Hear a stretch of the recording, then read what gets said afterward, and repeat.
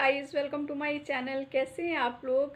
तो अभी आप सब लोग को पता है दिवाली आने वाली है और दिवाली पर हम सब लोग अपने घर को डेकोरेट करते हैं। इसलिए मैं इस दिवाली आप लोग के लिए बहुत ही इजी और क्रिएटिव आइडियाज़ लेकर आई हूँ, जिससे आप बहुत ही आसानी से अपने घर को सजा सकते हैं। तो आइए इस वीडियो को शुरू करते हैं।